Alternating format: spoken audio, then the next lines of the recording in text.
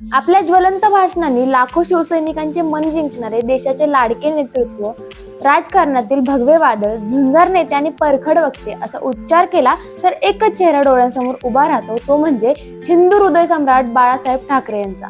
मराठी माणसाच्या हितासाठी लढणारा लढवय्या नेता अशी ख्याती असलेल्या बाळासाहेब ठाकरे यांची आज 98वी जयंती.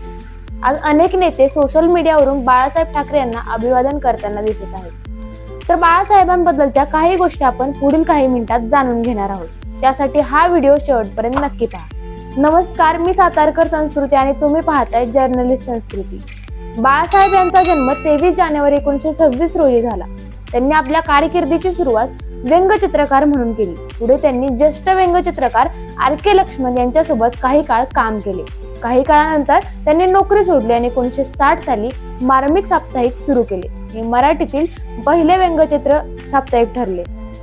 मार्मिक मधून त्यांनी परप्रांतीयांच्या मुंबईतल्या वाढत्या प्रभावावर टीका करायला सुरुवात केली. मार्मिकच्या यशानंतर बाळासाहेब ठाकरेंनी 1966 मध्ये शिवसेना पक्षाच्या स्थापनेची घोषणा केली. शिवसेनेचा पहिला मेळावा 30 ऑक्टोबर 1966 रोजी शिवतीर्थ मैदानावर संपन्न झाला, ज्यात सुमारे 5 लाख लोकांचा सहभाग होता.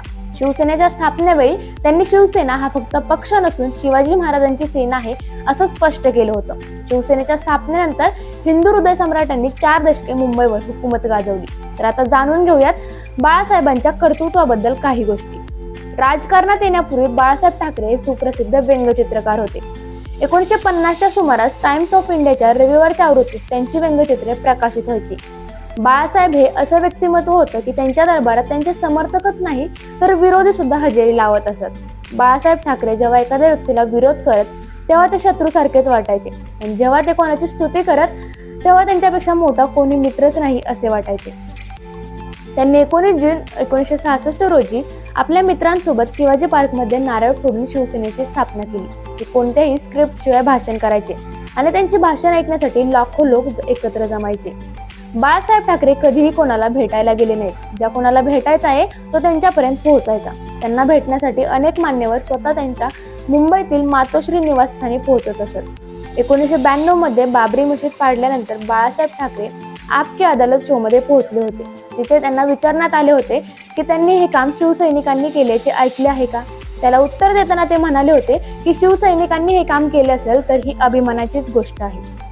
बाळासाहेब ठाकरे यांच्या व्यक्तिमत्वाप्रमाणे त्यांचे छंदही विशेष होते. त्यांना सिगार आणि व्हाईट वाईनची आवड होती. त्यांच्या बहुतेक मुलाखती आणि फोटोंमध्ये त्यांच्या हातात सिगार दिसतो.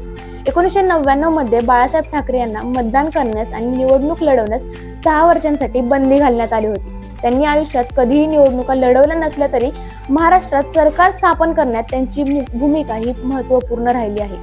क्रिकेटचा देव म्हटला जाणाऱ्या सचिनवर बाळासाहेब ठाकरे यांचं खूप प्रेम होतं. पण एकदा सचिनने महाराष्ट्र हा अखंड भारताचा हक्क आहे असे विधान केल्यानंतर ठाकरेंनी तर तू फक्त क्रिकेटच्या मैदानातच खेळ, राजकारणाचा खेळ आम्हाला खेळू दे अशा शब्दात सुनावलं होतं. 17 नोव्हेंबर 2012 रोजी बाळासाहेब ठाकरे यांनी या जगाचा कायमचा निरोप घेतला. त्या दिवशी मुंबईत बंद पाळण्यात आला होता आणि जवळपास 5 लाख लोकांना त्यांच्या अंतिम दर्शनासाठी हजेरी लावली होती. त्यांच्या मृत्यूनंतर त्यांना 21 तोफांची सलामी देण्यात आली होती.